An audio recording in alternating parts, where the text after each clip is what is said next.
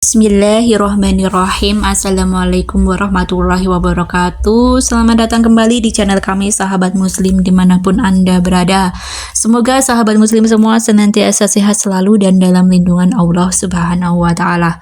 Baik sahabat muslim semua, mungkin rezeki lagi-lagi menjadi hal yang sangat memusingkan bagi kita semua ya.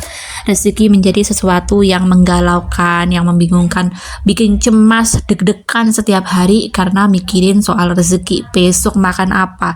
Besok dapat duit dari mana buat bayar tunggakan? Besok dapat duit dari mana buat bayar sekolah ya?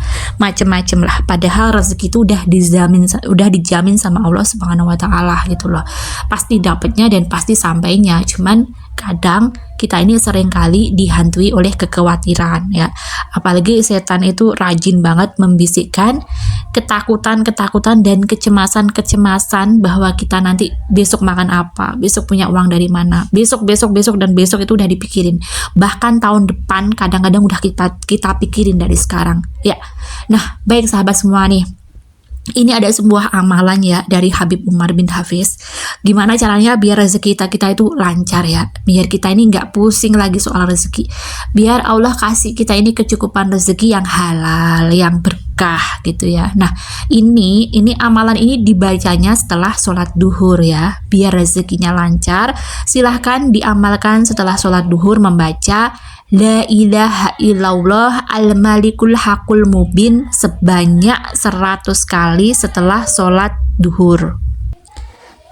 Silahkan diistiqomahkan, dibaca setiap hari sampai nanti Allah memberikan jawaban. Allah ngasih rezeki, Allah ngasih kemudahan dan kelancaran dalam rezeki ya.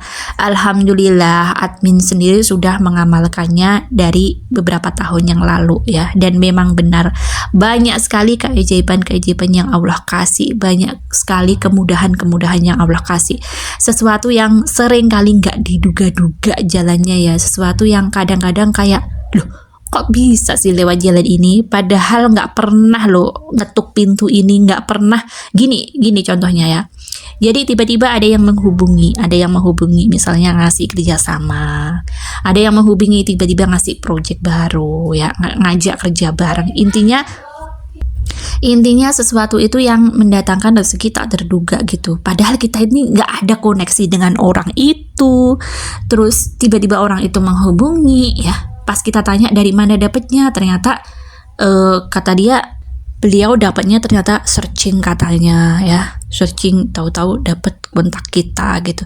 Padahal kita ngerasa kayak emang kita masukin kontak kita kok tiba-tiba dia dapat link itu gitu. Nah, atau dapatnya dari klien kita yang dulu gitu, tapi temennya gitu loh. Jadi kayak orang keberapa gitu ya dari koneksi kita gitu loh.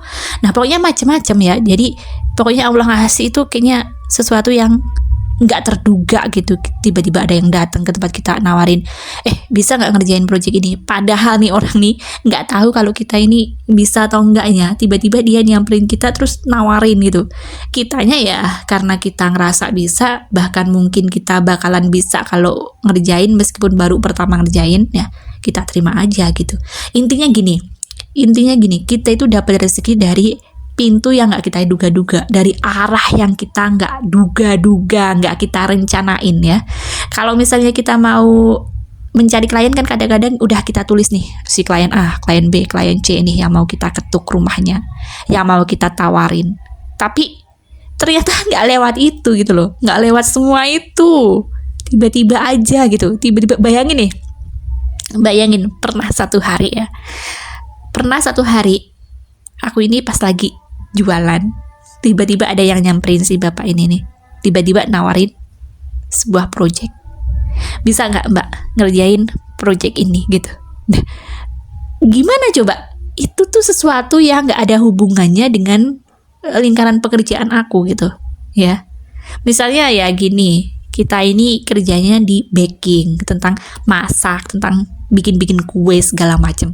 Tiba-tiba dia ngasih projectnya yang berkaitan dengan tanaman gitu loh, nanem gitu loh. Maksudnya beda, melenceng jauh gitu. Dan kita dapetin project itu gitu. Akhirnya meskipun bukan kita sendiri yang mengerjakan, kita lempar ke orang, tapi kan kita kita dapat gitu.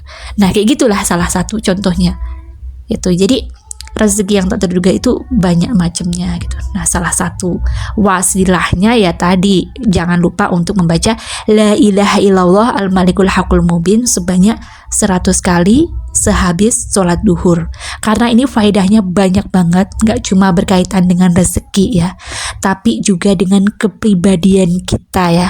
Nanti kita bakalan semakin baik orangnya, kita semakin tenang dalam menjalani kehidupan ya. Pokoknya banyak sekali manfaat yang akan kita dapetin, baik rohani maupun jasmani ya.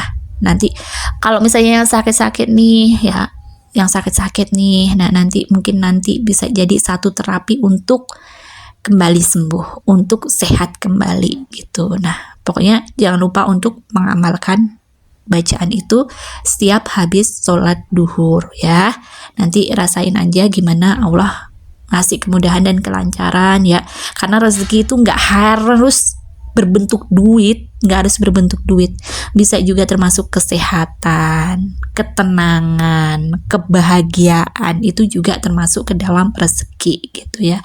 Karena gini, kadang nih misalnya bulan ini nih jadwalnya sakit, harus ngeluarin duit 1 juta misalnya buat berobat, tapi karena kita ini ngamalin ini karena kita rutin baca ini nih, nah akhirnya nggak jadi sakit, kita aman kan, duit 1 jutanya nggak jadi melayang gitu loh. Nah itu juga termasuk salah satu rezeki ya kan, rezeki tadinya uang itu harusnya keluar nggak jadi keluar gitu loh. Jadi bisa kita manfaatin ke yang lainnya. Karena ada sebuah kisah gini ya, jadi bapak ini nanya sama Habib, Bib, saya itu ternyata Bib ya, kalau nggak ikut kajian, nggak pergi ke majelis taklim, itu ternyata beda rasanya dengan saya rutin datang ke majelis taklim gitu.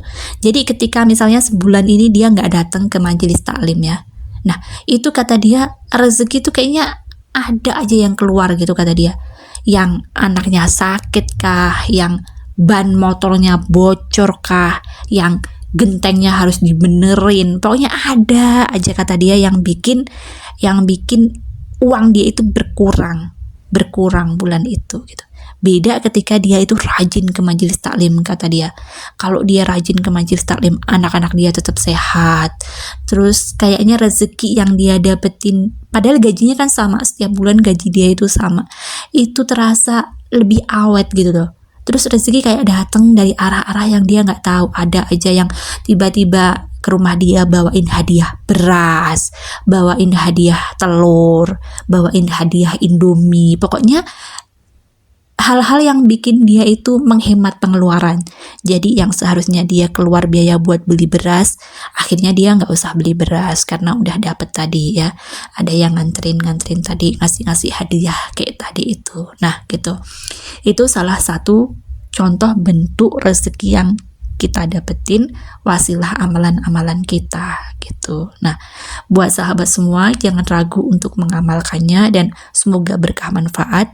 Jangan lupa untuk menuliskan hobi itu di kolom komentar dan semoga Allah mengijabah semua doa-doa sahabat semua ya. Allah mudahin, Allah lancarin, dan sampai jumpa di video kami selanjutnya.